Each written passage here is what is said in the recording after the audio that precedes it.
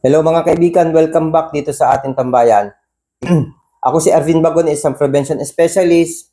Meron akong adhikain na makatulong sa ating kapwa ayon sa kalusugan. Wala ng kabataan ang maagang magkasakit. Mga kaibigan, ang pag-usapan natin ngayon, ang topic natin ngayon, tungkol sa mga chemical. Chemical na pinapasok natin sa ating katawan sa maraming pamamaraan. Chemical na siyang nakakasira sa ating kalusugan ayon sa maraming pag-aaral. Chemical na dapat nating iwasan ayon sa ating kagustuhan. At chemical na maghahatid sa atin sa hukay kung ito ay pananatiliin natin na ilalagay sa ating katawan. Sa prevention specialist, palagi ko itong sinasabi. Palagi ko ito sinasabi dahil ito ang realidad na buhay na nangyayari. Hindi lang sa mga may edad na, bagkos, pati sa mga kabataan. Kaya mula sa kabataan, ang aking adhikain na sana wala ng kabataan ang mabilis o maagap o madaling magkasakit. Kasi naniniwala pa rin ako na ang kabataan ang pag-asa ng bayan. Kasi sila ang magiging sandigan ng panibagong kabataan. Yung mga may edad na mawawala na yan, papalitan na ng mga nasa middle na tulad namin. At kapag kami naman ang tumanda, papalitan na kami ng mga kabataan. Kaya ang mga kabataan ang magiging pag-asa na susunod nilang henerasyon. Kung sa nakikita natin na paliit ng paliit ang edad ng mga nagkakasakit, paliit ng paliit ang edad ng mga namamatay, baka wala nang tumanda, puro kabataan na lang. Mawawala na yung pag-asa. Kailangan yung mga kabataan tatanda rin. Nasasabi ko yan dahil sa edad ko, marami na ako nararanasang sakit. Marami na ako naranasan. Hindi lang ako, marami sa atin ang ganito. Ang dahilan ng lahat na yan, nagsimula sa chemical.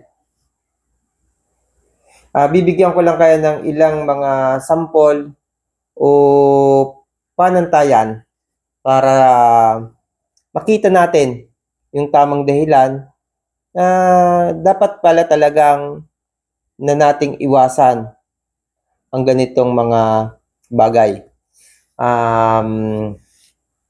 Gusto kong pag-usapan yung mga mahihilig sa farming. Sino sa atin dito mahilig sa farming? Siguro yung iba nasa syudad, medyo hindi nyo magets yung usapang farming. Pero meron din naman nakaka-intindi kasi uso na yung YouTube. Uso na YouTube at dahil sa YouTube, sinusundan natin kahit sa ibabaw ng ating bahay, kung meron kang rooftop, kung meron kang terrace, ginagawa natin ang farming kahit simple lang, kahit maliitan lang. Backyard o anong tawag doon sa nasa syudad na farming. Kahit nasa loob ng bahay, nagtatanim sila ng mga pagkain na pwedeng kainin. Magandang mga kaugalian yan para sa kinabukasan ng ating mga susunod na henerasyon. Mga kaibigan.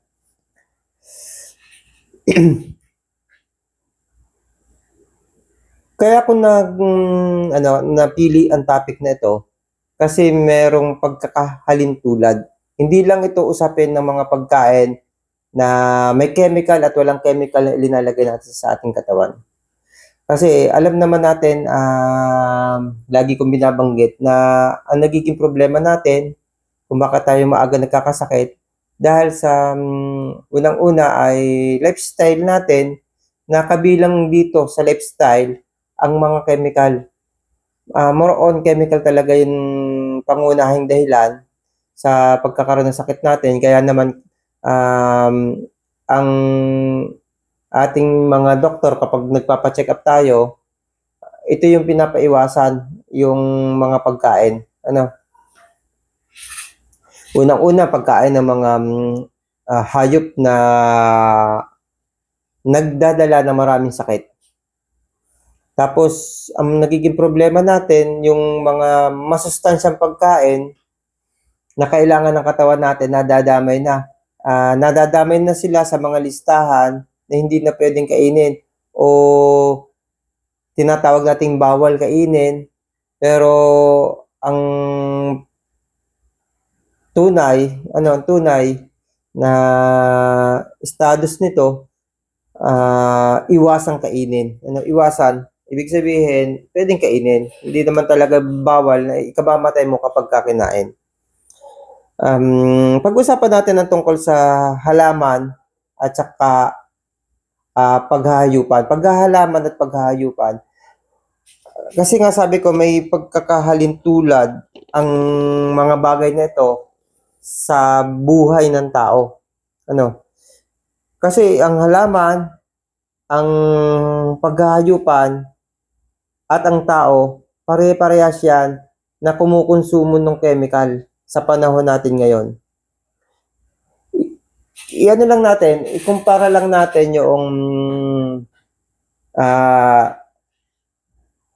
chemical free sa organic. Kung ano yung pagkakaiba. Una, pag-usapan natin ang paghahalaman. Pangalawa, pag-usapan natin ang paghahayupan. At pangatlo, pag-usapan natin in general sa ating buhay. Kung ikaw ang papipiliin pagdating sa halaman na kakainin mo, alin ang mas gusto mo? Parehas na andito sa harapan mo. Organic na halaman o prutas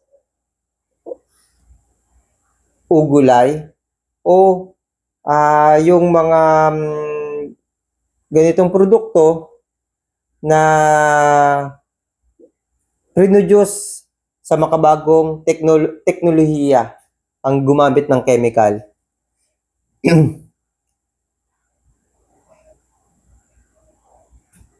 Ang mga sakit na kalaban ng paghahalaman, pwedeng maging acidic, yung lupa na pinagsasakahan, pinagtataniman,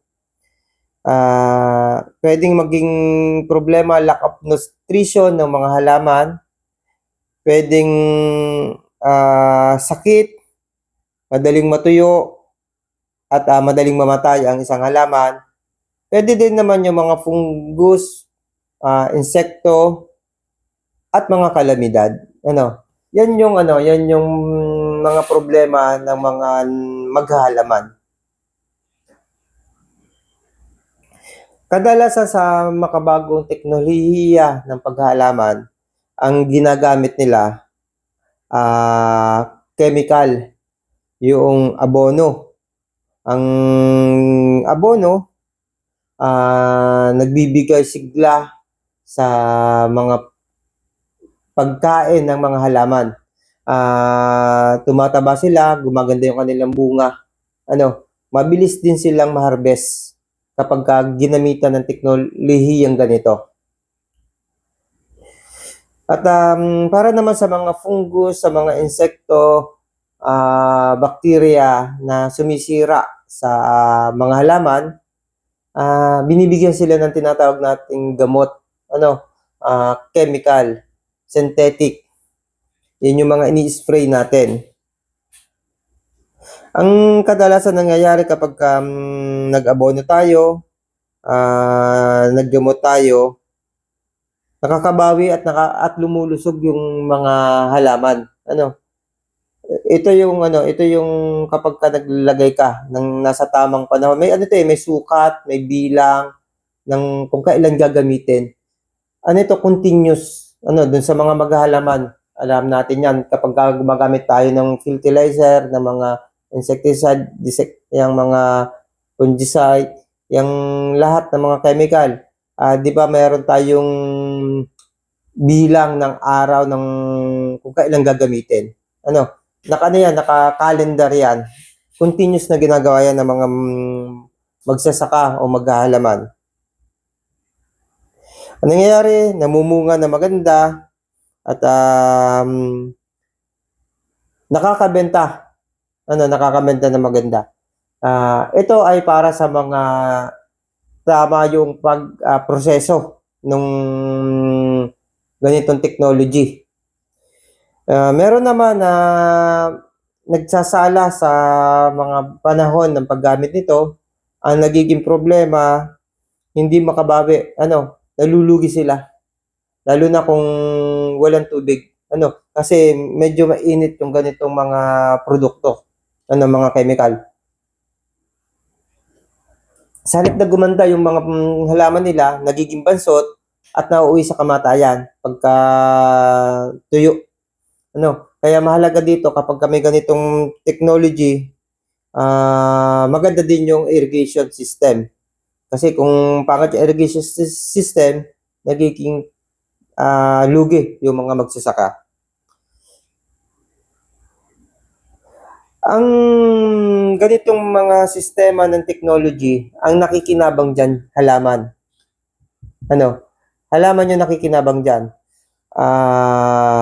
Ang lupa na nagpo-produce kung saan ka nagtatanim, may pangmatagalang nagiging problema.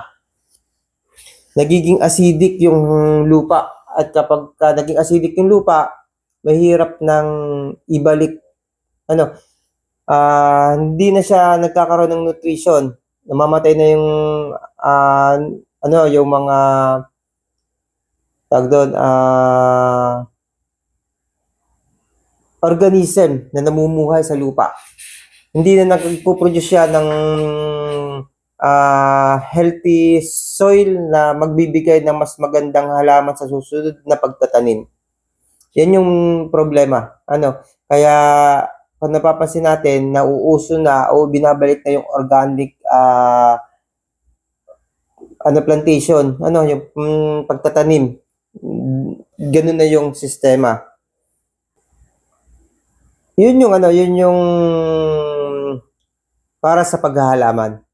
Andun yung good side ng chemical at napag-usapan din natin yung bad side ng chemical. Sa paghahayupan, mga kaibigan, meron ding nag-organic at meron ding free chemical. Yung organic na tinatawag natin, free chemical, at saka meron ding gumagamit ng makabagong technology, yung with chemical. Yung merong chemical.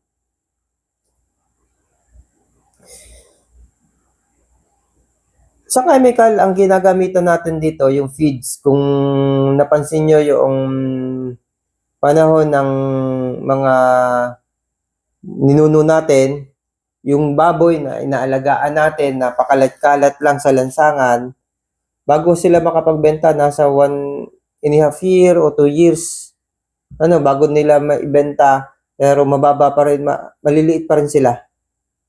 Sabihin natin, native sila, kaya ganun yung unang panahon, native yung alaga.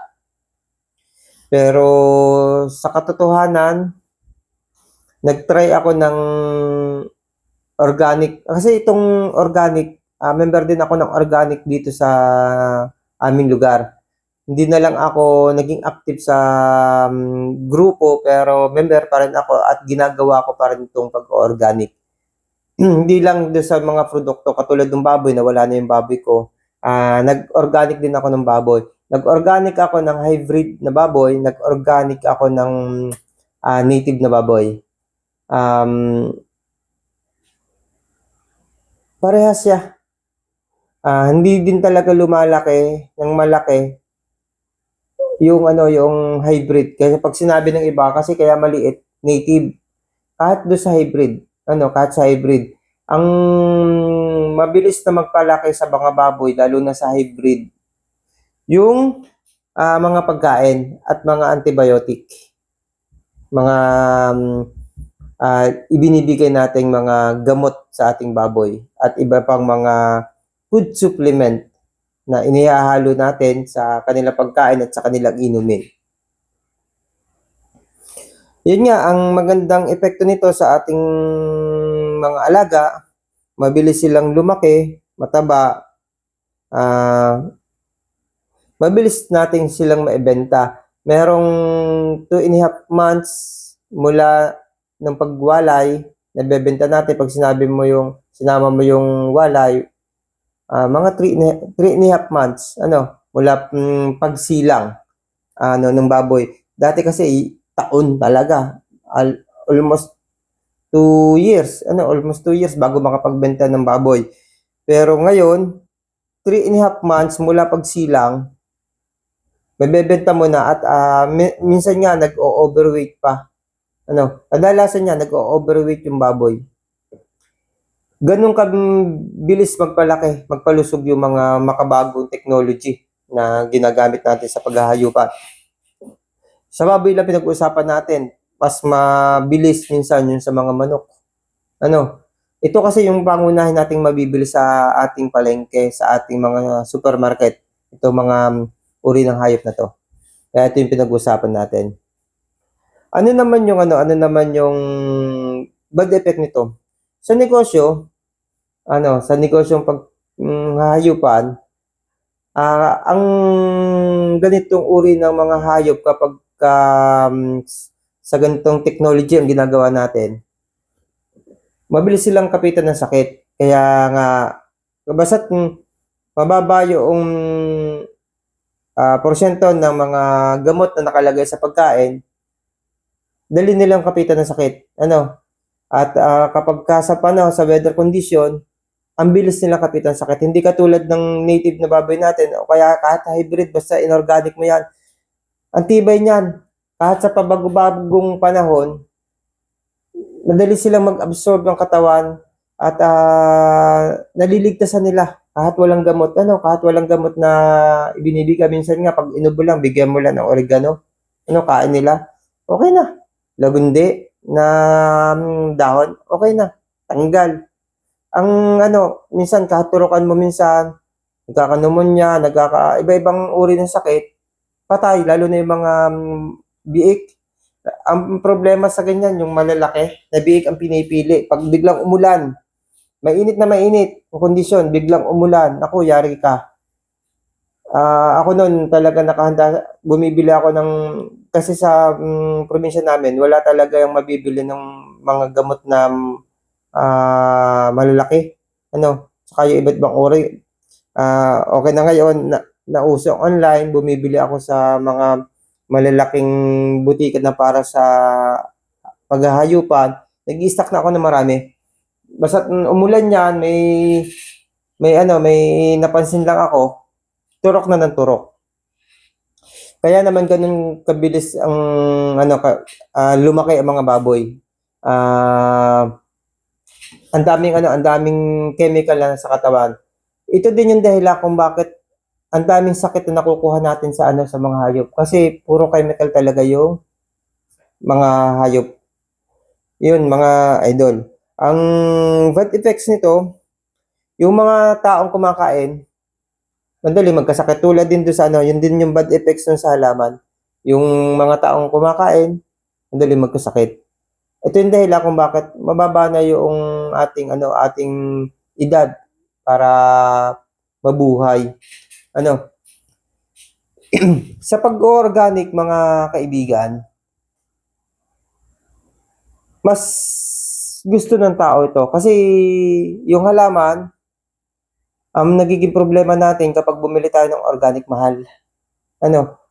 Kasi mahirap, kaya mahal ang organic kasi, unang-una, yung demand. Negosyo kasi. Negosyo yan. Yung demand, malaki. Kakunti ang nag-organic. Subukan natin na maraming nag-organic, mas marami yung binebenta sa market, pababa ang presyo niyan. Ang problema natin, kakunti talaga nag-organic. Tapos, halos walang bumili ng organic. Kasi nga, medyo mahal. mahal ang presyo. Dahil pagdating sa market, mahal na yung binebenta ng mga middleman, mga gano'n. Pagdating sa market, di ba, tutubuan pa nila.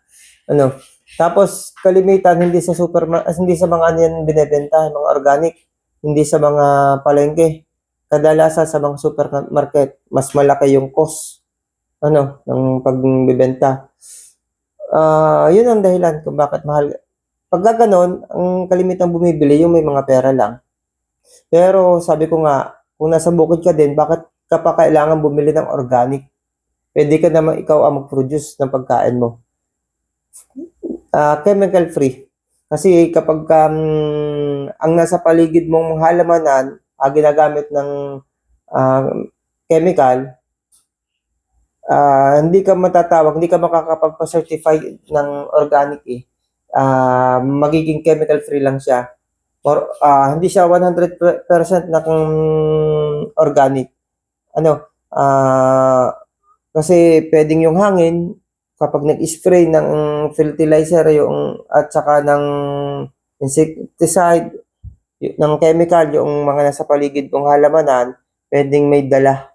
Kaya may barrier na ginagawa dyan yung kaso kailangan hektarya para talagang zero chemical na makapasok sa mga halaman mo. Yun yung mga nabibigyan ng permit para sa organic. Pagka yung maliliit lang yung farm mo, hindi yan masa-certified as organic, pero magagamit mo naman siya chemical free kasi organic procedure yung ginawa mo. Mas ligtas kainin yung organic. Mas healthy kumpara doon sa mga di chemical. Yun yung nagiging problema natin sa pagkain. Minsan kala natin healthy yung pagkain ng ganitong mga uri na gulay, prutas. Tapos ang mangyayari pa kapag sa labas mo kinain, nag-produce na pagkain mga tagalabas, ang nangyayari pa, unhealthy lalo kasi linalagyan pa nila ng mga chemical seasoning. Kung ano-ano linalagay nila para mas mapasarap, mas gusto yung mga customer nila. Kasi tayo, lalo na sa mga Pilipino, mahilig tayo sa mga masasarap. Kaya, yun yung nangyayari sa atin. Kala natin, ligtas na yung kinakain natin araw-araw, gulay. Pero yun pala, hindi natin alam, mataas yung chemical na kasama ng gulay na binili natin. Ang pinakamaganda dyan, ginagawa ko dyan kapag bumibili ako, binababad ko. Lalo na kung ginagawa ko sa asin, nalagyan ko ng asin yung babaran, binababad ko para yung chemical ma-absorb ng asin, makuha ng asin, tapos inugasan ko na mabuti bago ko imbak sa refrigerator kasi hindi naman agad natin maluluto at saka mahirap yung lagi kang bibili. Last time natin maglagay tayo ng mga pagkain sa ref. Yun yung kahit sa mga prutas, ganun yung ginagawa ko. Kasi yung ginagamit kong asin dito, natural siya, mineral, yung salt, rock salt o yung sea salt. Siya kasi mineral, kapag tinunaw mo sa tubig, ihigupin niya, absorb niya yung mga chemical ng naando sa mga balat. Kaya yun yung ginagawa ko. Tapos pag sa bahay nga, less chemical na. Hanggang maaari zero chemical. Hanggang maaari. Sa umpisa, mahirap kumain ng zero chemical kasi nasanay tayo na kumakain tayo ng may chemical, tapos sa labas nga kumakain tayo ng may chemical. Tiyagaan lang, isipin lang natin na para din ito sa ating kalusugan, para din sa kinabukasan ng mga anak natin. Kaya yun din yung dapat na ituro natin sa mga anak natin na yung pagkain nila ng walang lasa ay para sa magiging pamilya nila balang araw. Yun po yung kaparehas ng ating kalusugan ng mga tao sa kalusugan ng mga hayop. Yung hayop, hindi siya dapat binibigyan ng chemical kasi merong epekto sa kanilang kalusugan. Sabi ko kanina, mas mabilis silang tamaan ng sakit, mas madali silang mamatay. Kasi pagkapit ng sakit, at na turukan mo ng turukan, karanasan ko yan, kasi naghayupan ako. Kung hindi nga dahil ang ESF, hanggang ngayon, meron akong piggery may laman pa sana yon. Yan, tinigil ko talaga siya. Sa halaman na naman, nasa bukid din ako. Mas mabilis din silang tamaan ng sakit kapag ganun yung pamamaraan. Pero sa organic, mas malakas siya. Kahit na tuyot, walang gasinong tubig, kaunti lang yung tubig. Basta parehas lang yung kondisyon. Mas nakakalamang ang resistensya ng organic. Tapos, yun nga, mas masarap siyang kainin, mas ligtas din sa kakain. Sa tao naman, kapag linagyan natin ng chemical ang ating katawan, ang dami din sakit. Mas mabilis din yung kamatayan natin na tulad ng nangyayari pang kasalukuyan ngayon. Yung mga kabataan natin nagkakasakit at maraming mga bata ang namamatay. Maraming nga mga sanggol na may sakit na. Pagsilang pa lang, may sakit na dahil yung mga magulang front sa mga synthetic chemical. Lalo na doon sa mga bisyo. Kaya ingat-ingat lang po. Lagi kong paalala, kung hanggang maaari po, kailanganin po natin ang prevention nang wala pa po tayong sakit. Dahil tayo pong mga meron ng sakit, kasama po ako dyan, kahit mag-prevention tayo, itatago lang natin ang sakit. Pero kapag ka merong mga matitinding mga trigger sa atin, babalik yung sakit. Kasi hindi naman natin 100% na may iwasan yung mga pagkain na may chemical kasi nga ito yung buhay natin ngayon. Kahit po anong gawin natin, hindi na po natin naiiwasan yan kasi andito na po yun sa paligid natin. Ang kaya lang nating iwasan para magawa natin yung mawala yung mga chemical sa katawan natin ng ilang oras kung nandun lang tayo sa ating bahay. Nandito lang tayo sa ating bahay. Nandito lang ako sa aking bahay kasi pwede kong gawin. Pero at least, makakapag-detox naman tayo pag madalian para palaging hindi maipon yung dumi, yung toxic na nasa katawan natin. Kasi araw-araw tayo kumakain na may toxic. Pero wala naman tayong ginagawang intervention para sa sarili natin. Intervention din lang po. Yung tinuturo ko sa inyo lagi. Unang-una yung detox po. Para at least may pasok tayo sa ating katawan, malinis natin to.